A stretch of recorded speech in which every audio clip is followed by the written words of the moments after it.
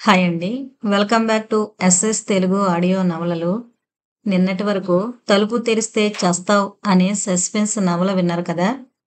ఈరోజు 'రాకాసి నేత్రాలు' అనే మరొక హారర్ నవలతో మీ ముందుకొచ్చేసాను. కొప్పిశెట్టి గారు రచించారు. 1993లో వచ్చిందండి ఈ నవల. ఇక లేట్ చేయకుండా నవలలోకి వెళ్ళిపోదాం. వెండి గోళాలు శకలాలుగా మారి చిన్న చిన్న సూక్ష్మ రేణువుల్లా రూపుదాల్చి కాట్మాండు నగరాన్ని, ఆ పరిసర ప్రాంతాన్ని కప్పేస్తున్నాయి మంచు అణువులు. భరించరాని చలి, ఈదురుగాలి సిటీ అంతా ఆక్రమించుకుంటున్నాయి. కాట్మాండు సిటీ నార్త్ లొకాలిటీలో ఓ వీధి చివరలో ముందు కడుగులు వేస్తున్నాడు ఒక వ్యక్తి. భారీ ఆకారంలో ఉన్న ఆ వ్యక్తి కళ్ళు చాలా తీక్ష్ణంగా ఉన్నాయి. కదలికల్లో హుందాతనం, పట్టుదల ప్రస్ఫుటమవుతున్నాయి.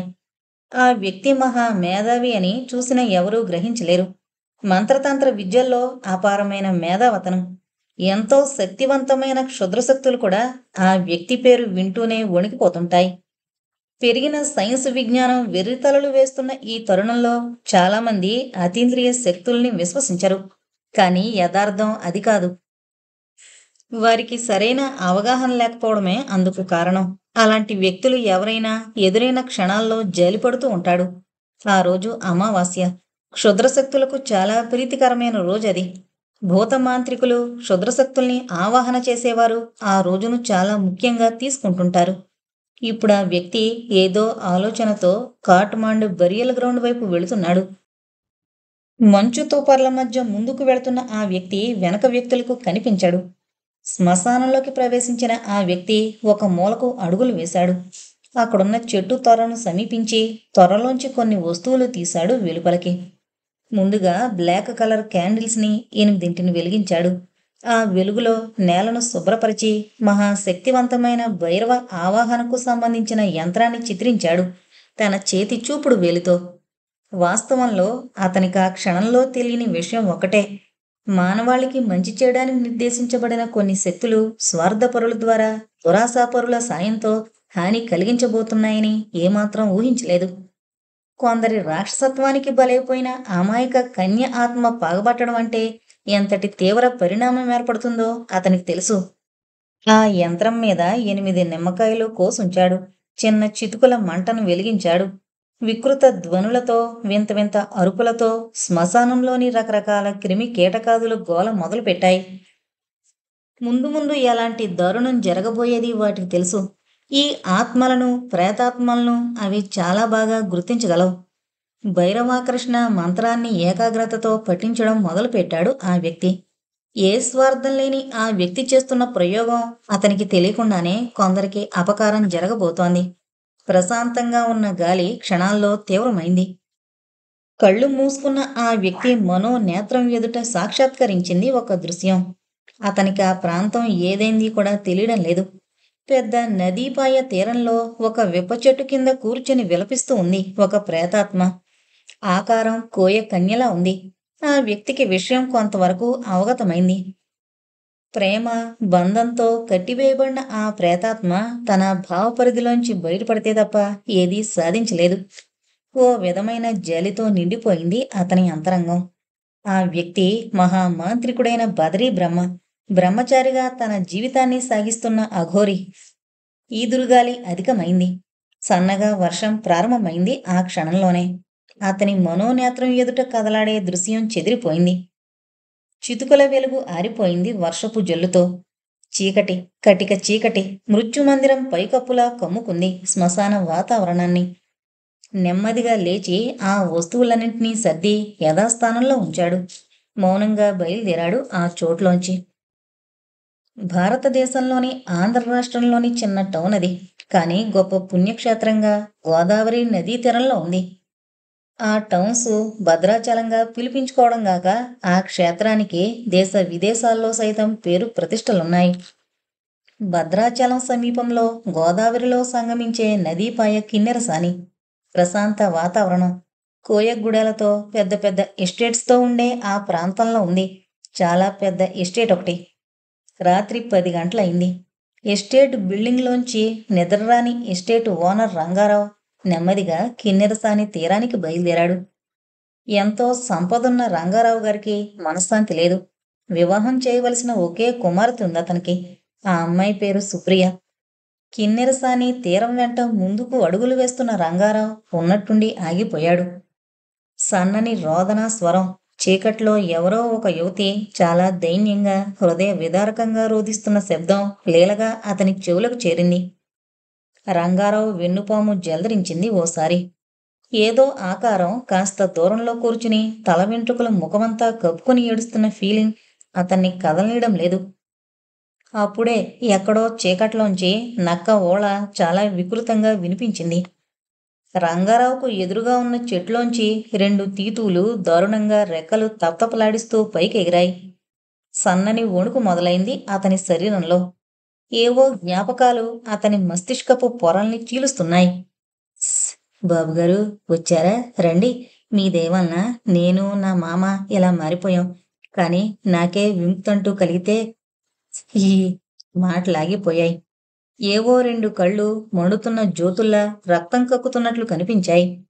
చీకట్లో ఒక ఆకారం, 18 సంవత్సరాల ప్రాయం కలిగిన కోయకన్య ఆకారం రంగారావు కళ్ళ ముందు నిలబడింది. చెమటలు పట్టి అతని శరీరం మీద దుస్తులు తడిసిపోయాయి. నమ్మలేని నిజాన్ని అతను జీర్ణించుకోలేకపోతున్నాడు. పగ, ప్రతీకారం బాబుగారు. తీర్చుకుంటాను. అవకాశం, నాకలాంటి అవకాశం వస్తుంది.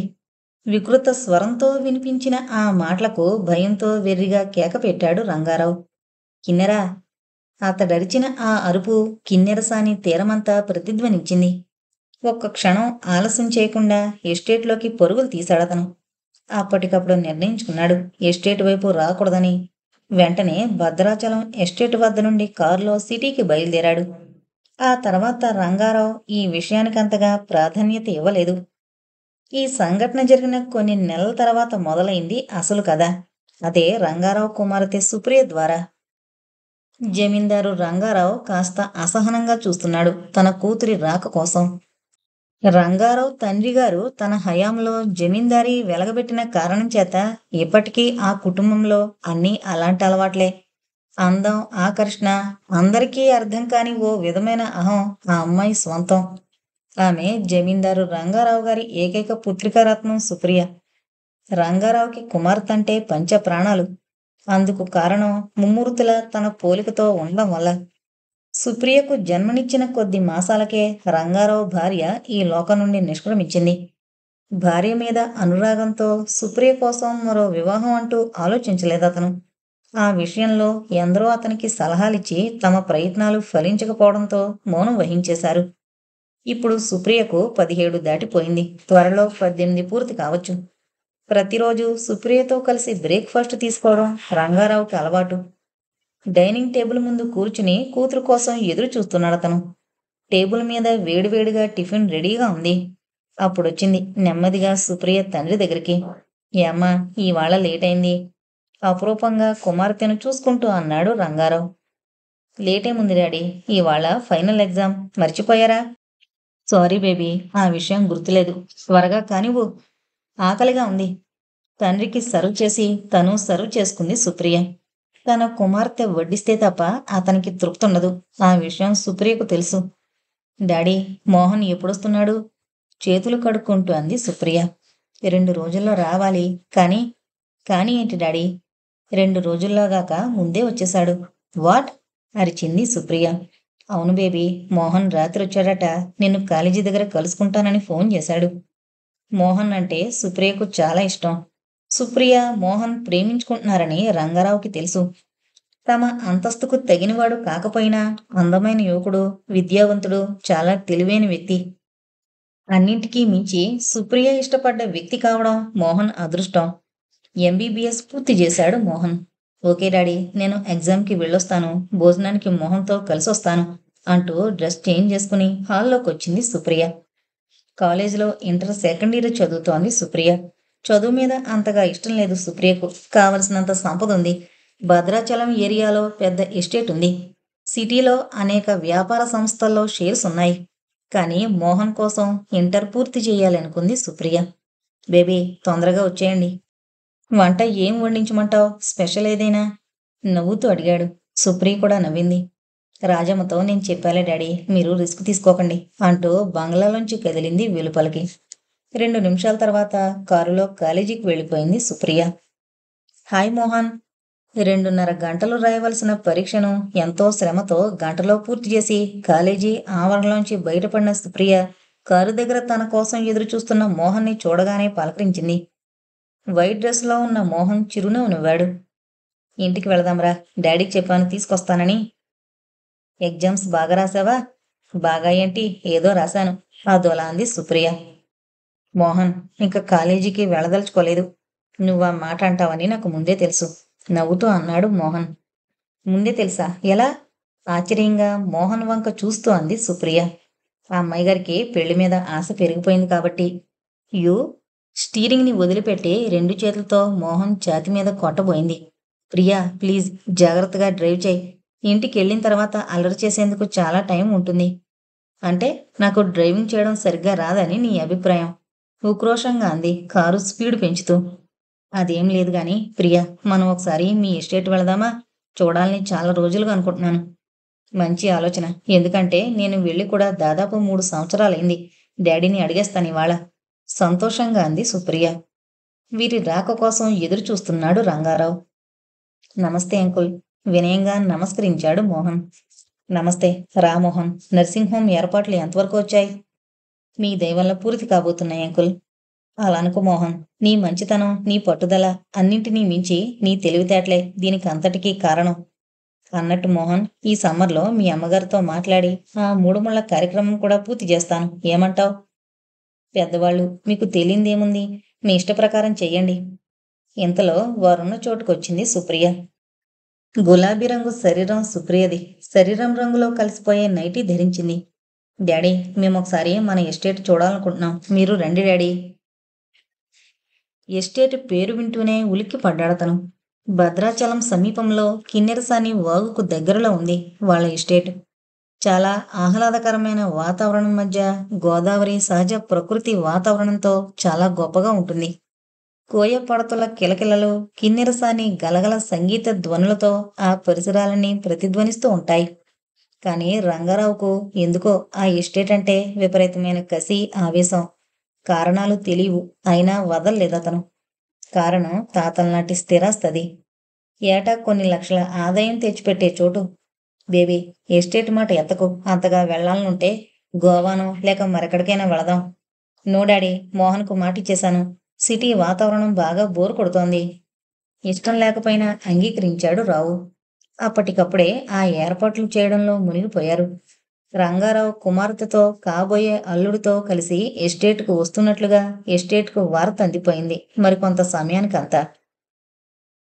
అర్ధరాత్రి కావడానికి ఇంకా కొద్ది క్షణాల టైం ఉంది.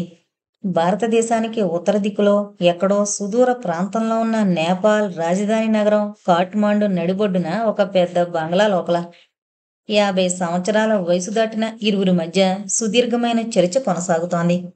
ఒకరు తనదైన వైద్య రంగంలో గొప్ప మేధావి డాక్టర్ అమరేంద్ర, నేపాల్లోనే గాక భారతదేశంలో కూడా ఎంతో పేరు ప్రఖ్యాతులున్న సైకియాట్రిస్ట్.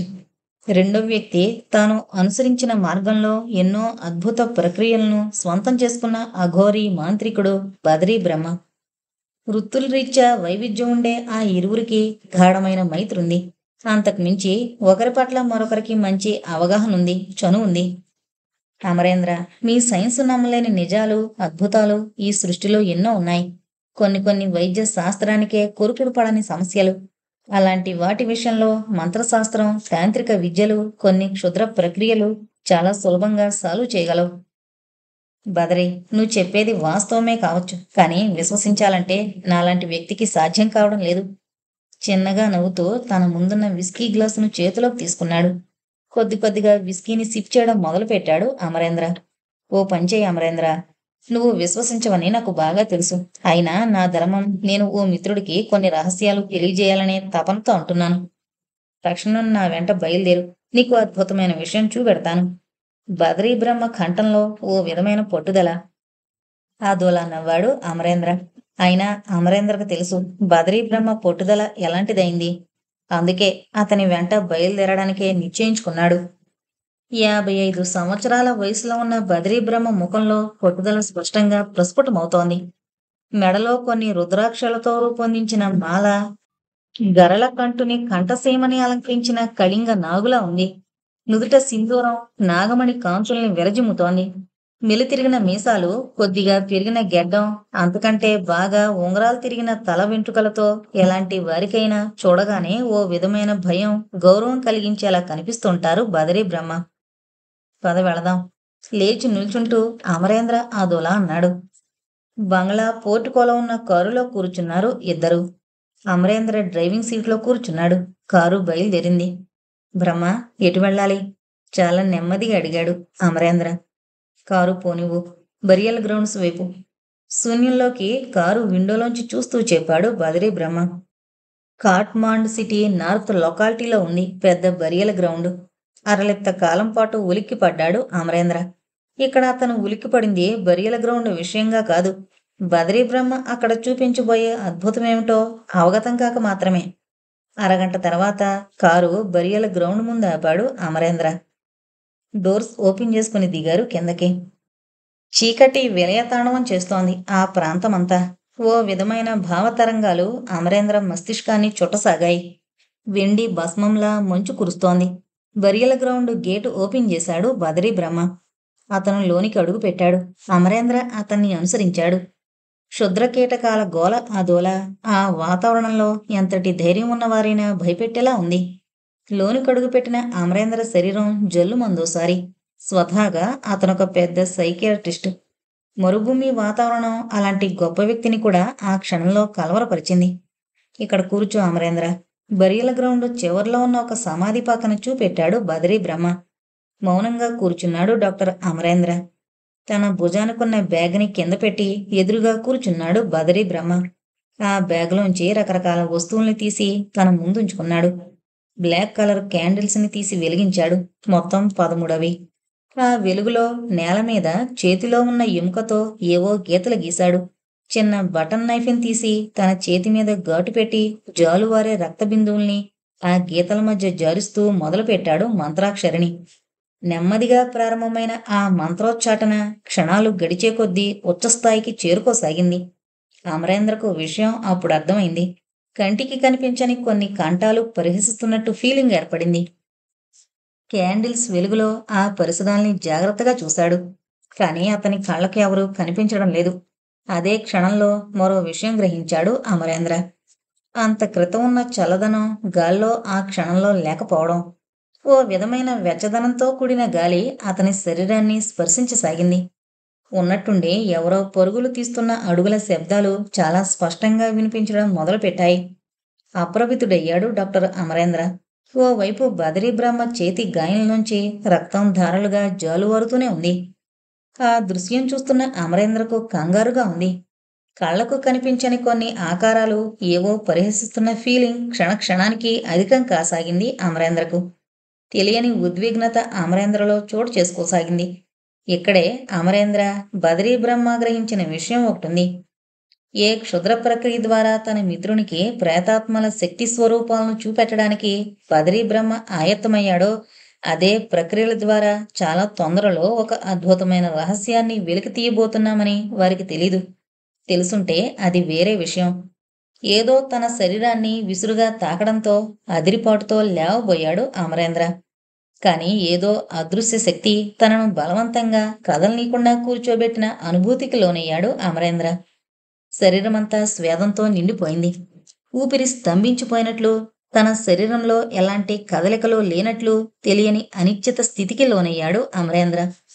అప్పుడు వెలువడింది ఒక భయంకరమైన గావు కేక అతని కంఠంలోంచి, శ్మశానమంతా ప్రతిధ్వనించేలా. అలాగే నెమ్మదిగా పక్కకు అచేతనుడై ఒరిగిపోయాడు అమరేంద్ర. మంత్రోచ్చారణ ఆగిపోయింది. తనలో తనే నవ్వుకుంటూ ముందుకు కదిలాడు బదరీ బ్రహ్మ. అతని చేతిలో ఉన్న ఎముకను అమరేంద్ర శరీరం వైపు చూపాడు.